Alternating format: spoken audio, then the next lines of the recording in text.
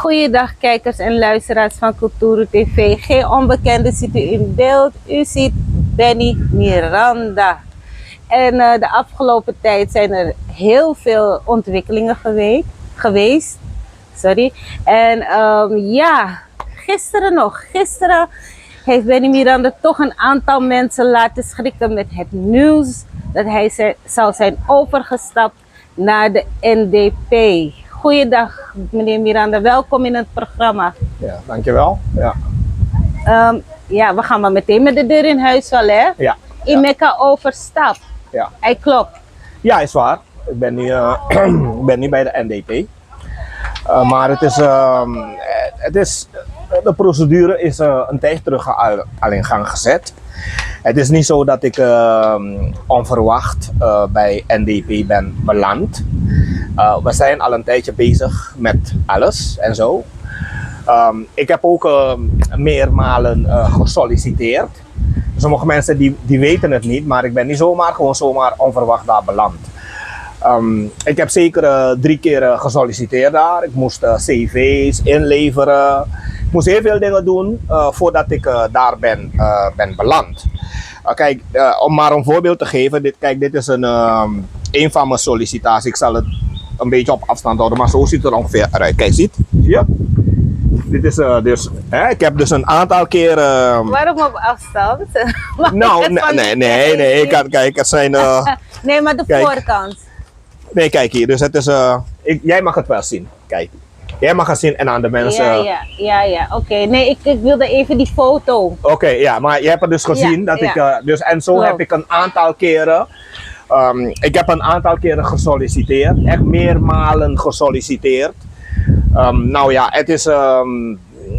Dit is mijn derde, kopie van mijn derde sollicitatiebrief die ik gericht heb aan de NDP en zo. En in het begin ging het niet zo super allemaal, maar mijn case was wel allemaal in behandeling en zo. Dus ik heb niet zomaar, sommige mensen denken dat ik gewoon zomaar daar bij NDP terecht ben gekomen, maar dat is niet waar. Ik heb meermalen gesolliciteerd. Oké, maar in welke functie, naar welke functie gesolliciteerd? Nou, ik heb gesolliciteerd naar strategische verdediger van de NDP en van de minister, van de regering, et cetera.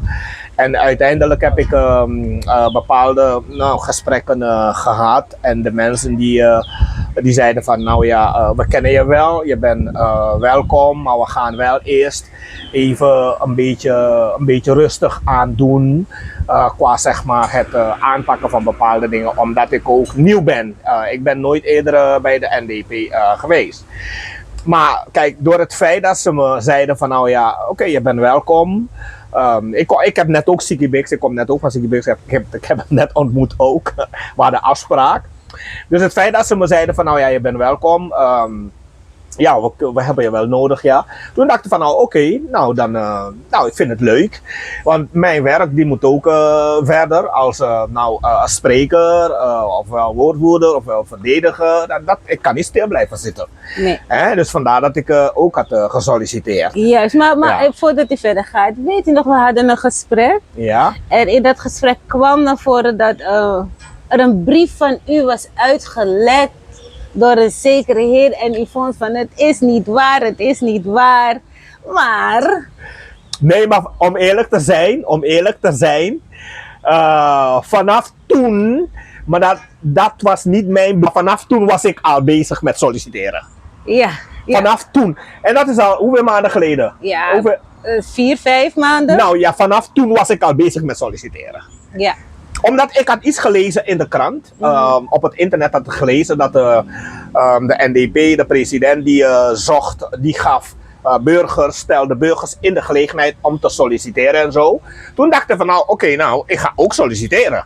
En inderdaad, wat meneer Marcel toen besprak over dat iemand zou hebben gesolliciteerd. Dat was niet mijn brief hoor. Het was toch... Nee, dat was niet mijn brief. Maar in die periode had ik ook gesolliciteerd. Ja. Vanaf toen al. Oké. Ja, vanaf toen. Dus Was ik al. er was een soort van vorm van waarheid berustte er ergens.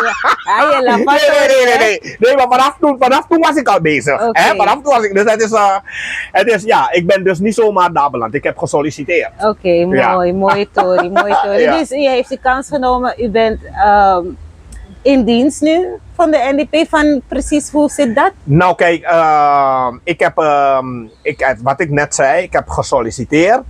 En ik heb, je weet, de NDP is een hele grote partij. Het kan zijn dat dat niet de hoogte is van alles, want het is een hele grote partij, je hebt zoveel mensen. Maar hoofdzaak is dat ik had gesolliciteerd en mijn case was in behandeling en zo. Dus ik dacht van nou ja, oké, ik wacht wel rustig af. En de mensen zeiden ook, ja, je moet geduld hebben enzovoort enzovoort. Toen dacht ik van oké, prima. En de NDP, ik vind dat ik daar ook pas. Het is een hele goede partij. En NDP, ik vind dat NDP is nu op het moment de beste partij die Suriname nou ja, op zijn best kan ontwikkelen. En voor wat betreft over functies gesproken en enzovoort, laten wij dat voorlopig in het midden laten.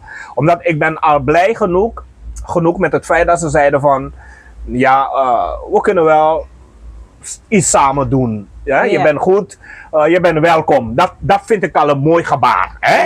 Ja, dat vind ik al een mooi gebaar. Ja. Oké, maar ik zeg, NDP is een goede, mooie partij en zo. Maar nog niet voor zo heel erg lang terug was hij echt veel kritisch. Heeft hij zich kritisch uitgelaten? Ja, kijk, over kritisch gesproken, als het over de politiek gaat en opmerkingen omtrent de politiek, dan praten we vaak ook over podiatalen, hè? Dus podiumtalen en zo. En inderdaad, ik had bepaalde opmerkingen gemaakt, maar mijn opmerkingen maakte ik in het belang van bijvoorbeeld de verpleegkundigen, de leerkrachten, het volk, et cetera. En ook al ben ik nu bij de NDP, durf ik ook nog steeds te zeggen, hallo beste friends, laten we ook proberen om iets te regelen voor het volk of de verpleegkundigen of de leerkrachten, et cetera, et cetera. Maar wel natuurlijk op een andere manier, omdat ik nu ook bij hun ben. Maar nou ja, mijn opmerkingen aan het adres van ook de president, daarvoor ook mijn oprechte excuses. Maar het was allemaal podiumtaal en zo. En ik weet ook nog dat tijdens de verkiezingen van 2020, wij weten allemaal wat onze president die heen is gegaan, meneer Chan, hij maakte ook opmerkingen van weg met de puinhopen van de ABOP, weg met puinhopen, NDP, et cetera. En later ging hij gewoon met Bravo samenwerken. Terwijl hij hen ook heeft uitgescholden en zo. Dus dat is allemaal de politiek. En de psychologie zegt ook dat politiek, ouderwetspolitiek, is vaak een beetje stug eigenlijk. En wanneer we over modern politiek praten en zo, dan gaan we eigenlijk richting toegepast psychologie. En dat is toegepast psychologie, dan mag je soms wel het spel hard spelen om bepaalde doelen te bereiken. Dat is de politiek. Dus je bent bezig met bepaalde dingen enzovoort, maar eigenlijk, het is niet letterlijk bedoeld allemaal. Het is de politiek. Dus bepaalde aanvallen waar je mee komt op bepaalde personen, eigenlijk heeft dat dan een soort effect. Je bent hun aan het triggeren, dus om hun wakker te schudden van, hallo, gaan we nog wat regelen en hoe zit het met dit, hoe zit het met dat enzovoort. Dus het is allemaal eigenlijk politiek-wijs, ja. Oké, maar we spraken net over van, u heeft gesolliciteerd, u bent in dienst, u heeft gezegd het is een grote partij, maar u heeft ook gezegd op Facebook van, dat kan go take rust, dat kan go take rust, want communicatie basidoro en ingo tagi NDP nou. Ja, dat is inderdaad een stoere uitspraak. Hè? Maar dat is dan, dat vloeide voort vanuit blijdschap ook. Hè? Want, nou ja, en inderdaad vind ik, want ik heb net ook Siki Bix gesproken. Ik heb hem ook gezegd van, nou ja, Siki Bix, bepaalde dingen die je naar voren wilt brengen, mag je aan mij geven. Hè? Dan leg ik de mensen dat wel uit en dan breng ik het wel naar voren. Omdat ik heb ook een eigen media. Hè? En ik heb heel veel followers heb ik zelf opgebouwd. En daarom, ik ben ook niet zomaar met een leeg bootje naar de NDP gegaan of zo. Ik heb al heel veel followers. En dan de meeste mensen die mij ook komen uitschelden. Soms dan ga je kijken op hun profiel en zo. En dan zie ik dat ze niet eens 5000 followers hebben. Sommigen hebben niet eens 3000 followers. En ik heb 52.000 followers. Heb ik opgebouwd op eigen kracht. Dus ik heb een achterban, ik heb een aanhang. Hè? Dus als ik van 52.000 followers uitga, nou ja, laat dan bijvoorbeeld 80% daarvan nemen, bijvoorbeeld nou, of de helft daarvan, dan heb ik toch meer mensen achter mij dan een heleboel DNA-leden. En dat is wat telt. Dus bepaalde mensen die komen uitschelden of rare dingen zeggen en zo. En dan ga ik kijken op hun profiel en dan zie ik 2 volgers, 3 volgers. En vaak ook nog fake accounts. Ik heb geen boodschap aan zulke mensen. En de meeste mensen die bezig zijn met haatzaaien en zo.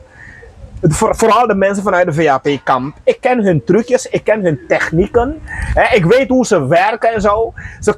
Ze kunnen ook fake NDP's komen spelen. Dat weet ik allemaal. Ze kunnen ook zogenaamd NDP-sprekers komen spelen. Ik ken de VAP'ers van A tot Z. Daarom wanneer ze komen, ik ga niet in discussie. Ik blok ze gewoon. Gewoon blokkeren. Ja, oké. Duidelijk. Maar wat denkt u van de mensen zelf? Hoe serieus denkt u dat de mensen u nemen? Want u ziet zelf onder de comments, dan was u daar bij de VAP, u sprak zo, nu dan bij de ABOP, nu bij NDP. Nou, dat over de VAP, zij hebben het zelf verpest. Laten we eerlijk zijn daarover. Mensen die later kwamen, want ik was ook een beetje kritisch in de VAP, ik was een beetje kritisch ook. Maar mensen die later kwamen bij de VAP, om maar zeg maar bijvoorbeeld, om voorbeeld te geven, mensen als Kadenzi en mensen als Anil, Bangwandine en zo, die waren niet zo kritisch. En Kadenzi ging bij Chan, een beetje thuis schoonmaken daar, koken voor Chan, etc. Dus die kregen hun zaken wel heel snel geregeld. Snap je? Terwijl ik veel langer daar was en bijna een jaar zei van, hey Pres, je moet nog bepaalde dingen regelen en zo. Je moet nog een aantal zaken regelen. Maar ik geef eerlijk toe, ik was heel kritisch ook soms. Want toen Chan de salarissen, toen hij plannen had om de salarissen te verhogen van de DNA-leden, rechterlijk was ik de enige die zei, nee, is niet goed, niet doen. En dus ik was heel kritisch daar ook. En misschien daarom heeft hij niets geregeld. Misschien hoor, ik zeg misschien. Maar kijk, dan is het wel logisch dat tijdens de vorige regering met zoveel oproep van we moeten nog een paar dingen regelen en er wordt niets geregeld. Nou ja, je gaat dan gewoon zitten en dan zeggen ze, ja, maak je niet druk Miranda, in 2030 zullen wij het wel goed maken. In 2030, dus ik moet zitten en wachten tot 2030? Nee, als ik iets anders kan doen, dan ga ik iets anders doen. Want laten we eerlijk zijn, want de meeste mensen, bijvoorbeeld zoals Deeljaman, ik heb gesproken voor Deeljaman, hij verdient nu een salaris daar van 130.000 en Chan, ik sprak ook voor hem en mevrouw Matura, ik sprak ook voor haar, ik verdedigde iedereen. En zij hebben allemaal wel een broodje en dan moet ik gewoon zitten wachten tot 2030? Nee, dat gaat niet door. Dus dan is het wel logisch dat je op een gegeven moment wel zegt van nou ja, als er een andere keuze is, als er een andere gelegenheid is, ja, dan ga je dat wel doen. Ja. En over BEP gesproken, over BEP kan ik ook uitleggen. Over ABOP gesproken, ik heb eigenlijk niets met ABOP, want ik zei het al eerder, ik was niet eens 2 weken daar bij de ABOP. Dus ik was eventjes daar bij de ABOP, niet eens 2 weken. En toen toen dacht ik van nou ja, ik pas hier niet echt thuis en zo. Toen ben ik in vrede weggegaan. Ik was niet eens 2 weken daar. Bij BEP, daar was ik wel een hele tijd. Ongeveer bijna 2 jaar of zo was ik bij de BEP. Ik was ook ondersteunende woordvoerder, tweede woordvoerder van de BEP. En meneer Dikan was eerste woordvoerder en ik was tweede woordvoerder van de BEP. En in april, even kijken nog, april, mei. Ergens in april volgens mij 2023. April 2023 volgens mij werd ik daar weggehaald door Deelsjaman. Vanuit de BEP, dus weer terug naar de VHP. En ik verdedigde de BEP toen. Nou, Deel kwam met hele mooie praatjes, hele mooie verhaaltjes, et cetera. En ik dacht van, nou ja, oké, ik wil wel een bijdrage leveren. Dus inderdaad, toen ben ik naar de VHP gegaan. Maar over ABAP, daar was ik niet echt lang. Oké. En nu ook heb ik de hele tijd VHP verdedigd. Iedereen weet het. Ik was een van de sprekers daar in de VHP. Ik ken de materie van A tot Z. Dus dat aangaande ben ik geen leerling. Ik ken de materie van A tot Z. Alles wat er gebeurde tussen 2020 en 2025 over de VHP, etc. Ik ken de materie van A tot Z. En dat weet de NDP ook. Dus de NDP die dacht misschien, nou ja, deze man inderdaad, hij staat niet de hele tijd stil. Hij kent de materie wel en hij kan ons ook helpen met praten en zo. Dus nou, dan is het een goudkansje voor de NDP om te zeggen van nou ja, let's try something. Ja.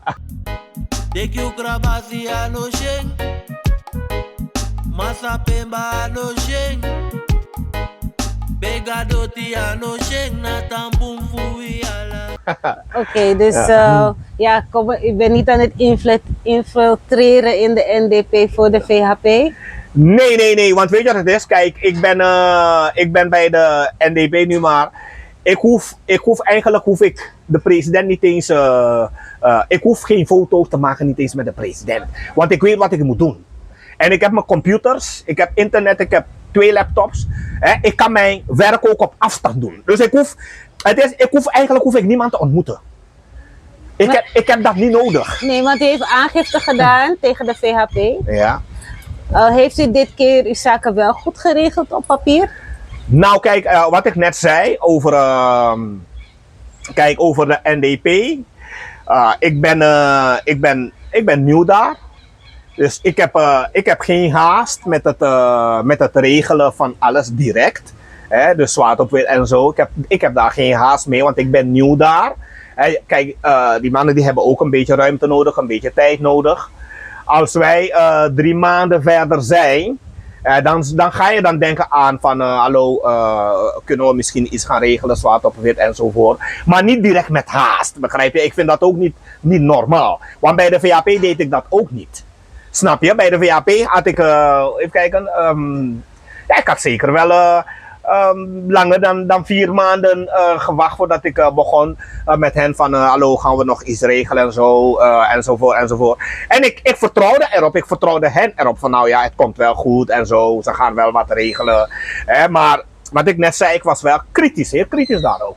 Ik was niet eens met alles en zo. En misschien daarom dachten ze van nou ja, Aman die is kritisch toen zie. Liever maar Aman kritisch, weet je, want ik was heel kritisch. En sommige mensen houden daar niet van. En vooral bij de VHP vastgesteld is dat zij er niet van houden als je te kritisch bent. Je mag niet, eigenlijk moet je ja en amen zeggen. Dan vinden ze je leuk. En ja, dat gedrag toonde mijn kameraad Kadinsi ook. Bij de president op bezoek gaan, daar even koken, daar even schoonmaken. Nee, zo ben ik niet. Ja. Dat soort dingen doe ik niet. Ik weet wat ik moet doen. Maar is het echt waar of zegt u dat gewoon om... Koken thuis en zo. En schoonmaken? Nou ja, een beetje huishoudelijke taken en zo. Daar valt ook schoonmaken onder. Ja, koken. Ja, is huishoudelijke taak. Ja, dat is huishoudelijke. Schoonmaken, koken. Want na het koken moet je ook afwassen. Ja. Tjan gaat de spullen niet afwassen. Nee, maar Lissa is daar toch? Nee. Zij is lui tot en met. Zij gaat niet. Oh my god. Zij met die nagels van haar. Denk je dat zij gaat afwassen met die nagels van haar? Nee, dacht ik niet. Nee. Maar om maar een beetje lol te maken. Maar dat is dus. Zo is het dus van. Kijk, nu ook. bij de NDP bijvoorbeeld. Ik ben niet de type die bijvoorbeeld achter pres aan gaat rennen of zo. Of dat ik foto moet maken met de pres en zo. Of dat ik met de minister foto moet gaan maken. Nee, that's not my stuff. Zo ben ik niet. Want bij de VAP zag je dat gedrag ook niet bij mij. Ja, het is, kijk, iedereen is een beetje anders en zo. Sommige mensen willen dan gaan tonen dat ze, misschien de president heeft ontmoet, of met de president op de foto staan, of met weet ik veel wat allemaal is zo. Maar ik ben anders wat die dingen betreft, ja. Oké, mooi. Ja. En u heeft dus aangifte gedaan. De aangiften zijn tegen de VHP. Nou, de VAP, ik werd achtervolgd door een VAP'er. Die reed in een groene militaire kleuren pick-up en een blauwe D-Max. Ik werd achtervolgd door hen en ze gingen foto's maken van mijn auto. Ze gingen mijn auto filmen en zo. Toen dacht ik van ik ga naar de politie. Ik ben naar de politie toen gegaan. Welke politiebureau maakt niet uit, gaan we niet bespreken, want dat mag niet. Maar ik ben inderdaad toen naar de politie gegaan en zo. Ik heb het verteld aan hun. Ze zeggen van ze zullen het in de gaten houden en zo, want het mag niet. Je mag niet zomaar rijden en dat iemand filmen op straat en zo en achter iemand rijden, zo, dat is verboden. En ik heb ook camera's in mijn auto en zo, dus er zijn bepaalde bewijzen ook ingeleverd en zo. En verder is het natuurlijk voor wat betreft bepaalde onze financiële kwestie en zo, om dat te confisceren en zo, heb ik bepaalde afspraken. Ik had bepaalde afspraken. En in mijn laptop heb ik ook heel veel berichten en zo, e-mailberichten, correspondenten, ook correspondent via WhatsApp en zo. Dat zijn ook allemaal berichten, met Eduard van Leeuwen en met Dijksteel en zo, onze laatste gesprek en zo. Maar de politie die zeiden van het is inderdaad wel een case en ze hadden wel toezeggingen gedaan, maar het blijft wel civiel. Het is wel civiel-rechtelijk. En civiel-rechtelijk, dat kan 2 jaar duren, 3 jaar duren en je moet steeds betalen, hè. Dus, en eerlijk, ik heb geen zin om dat te gaan betalen. Dus ik heb de politie gezegd, kijk, weet je wat we doen? Bedankt voor jullie info, maar ik zal erover nadenken. En ik heb erover nagedacht. En ik kwam tot de conclusie om te zeggen tegen hen van VAP, jullie mogen dat geld houden. Maar laat mij AUB met rust. Want ik snap niet waarom ze mij steeds komen lastigvallen op mijn tijdlijn. Minosapsang is hard ding. Ik weet niet wat hen stoort. Waarom ze niet luisteren begrijp ik niet. Maar ik heb nog steeds last van hun. Ze komen nog steeds lastigvallen. Ja. VAP, meneer Oelers. Waarnemend voorzitter, ik ken u meneer Oeler. U bent een beetje arrogant. U heeft een beetje capsones ook. U bent een beetje egoïstisch. Ik ken u wel. Meneer Oelers, VAP mag dat geld houden. Maar zegt u tegen uw mensen dat ik geen last meer wil hebben van VAP'ers onder mijn posts, onder mijn video's, op mijn tijdlijn, etcetera, etcetera. Oké, u zegt u kent zo'n beetje alle ins en outs van de VHP, toch? Ja. Voor het eerst is er een niet-Hundistan voorzitter van de VHP. Waarnemend. Waarnemend voorzitter van de VHP, toch? Oké, ja, waarnemend. Hij is voorzitter. Yeah. Of het nou waarnemend is of hij is nu de voorzitter. Ja. Hoe ziet u dat? Hoe denkt u dat de VHP hiermee zal omgaan? Want de VHP is voornamelijk een Hundistaanse partij. Nou, ik kan je zeggen dat meneer Oelers geen kans maakt om voorzitter te worden van de partij. Omdat ik denk eerder dat ze richting Assis of mevrouw Matura of Deo of... Jogi misschien? Wie? Jogi? Ja, Jogi maakt niet zoveel kans, denk ik. Hij maakt niet zoveel. Maar inderdaad, dus ze zullen denk ik richting mevrouw Matura, Assis, Deo of Jogi. Ik denk dat meneer Oelers die zal nooit voorzitter worden. Is Oelers in de gelegenheid om te zeggen van we stellen de verkiezingen even uit? De waarnemend voorzitter heeft het niet alleen voor het zeggen. Hè? Het is een hele groep die dat alles moeten bepalen en zo. En zeg maar, de procedure naar de verkiezingen voor een nieuwe voorzitterschap zal door een aantal mensen gekozen worden. Een aantal mensen zullen bepalen wie het zal worden. En uiteindelijk zullen ze dan een keuze maken. Ik denk binnen een termijn van 3 maanden dat er een voorzitter komt. Want kijk, je moet nagaan dat we krijgen nu een enorm gevecht. Hè?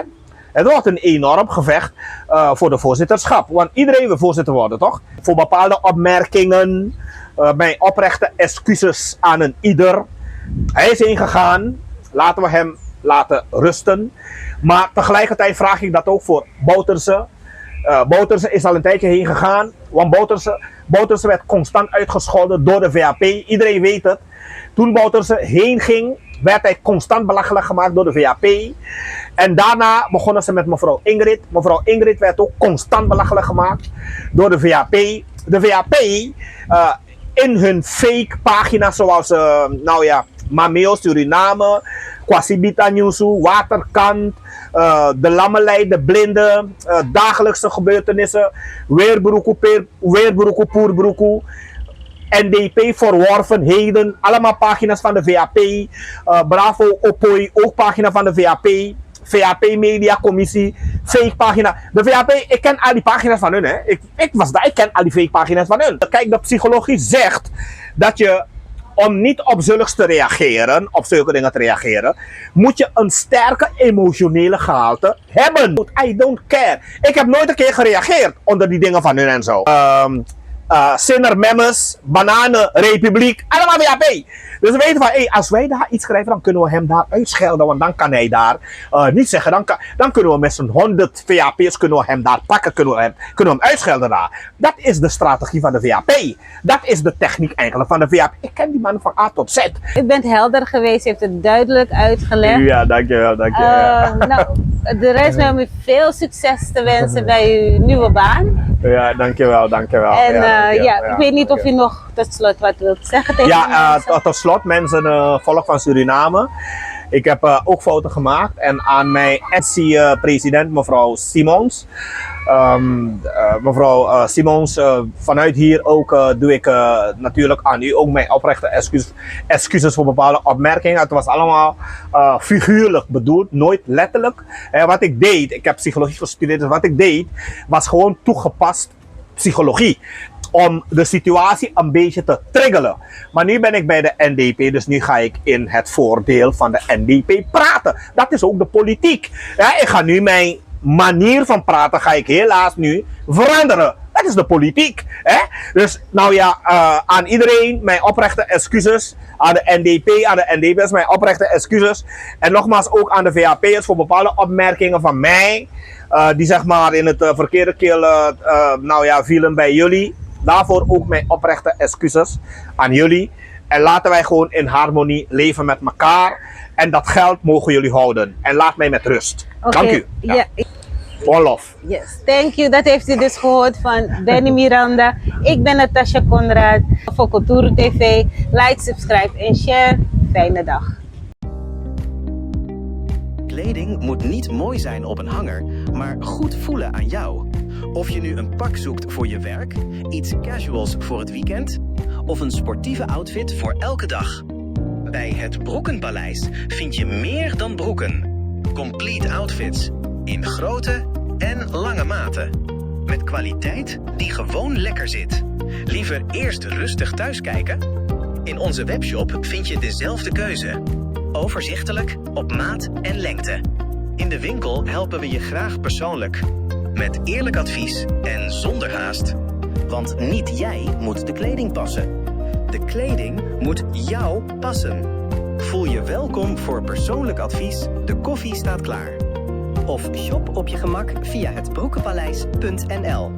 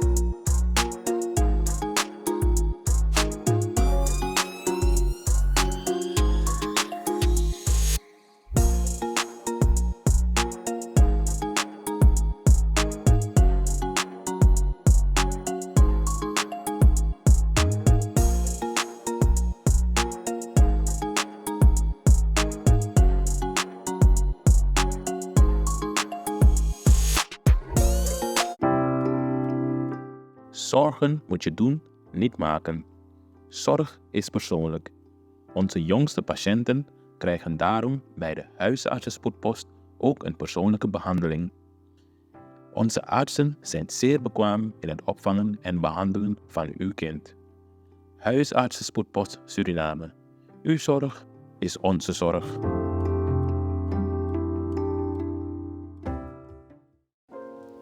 Xyla-Care is natuurlijke self-care, geïnspireerd op de rijke kruidenkennis uit onder andere Suriname. Voor vrouwen die willen herstellen, ontspannen en in balans komen in elke fase van het vrouw zijn. Of je nu net bent bevallen, je cyclus wilt ondersteunen of gewoon goed voor jezelf wilt zorgen. Xyla-Care is er voor jou. Onze pure kokosolie is perfect voor de tere babyhuid en de verzorging van moeders. Onze theesoorten en vaginale stoomkruiden brengen rust, reiniging en herstel. Gun het jezelf. Of geef het liefdevol cadeau aan iemand die het verdient. Xyla-Care. Pure aandacht met de kracht van de natuur. Bezoek onze website op www.xyla.care en volg ons op Instagram en Facebook.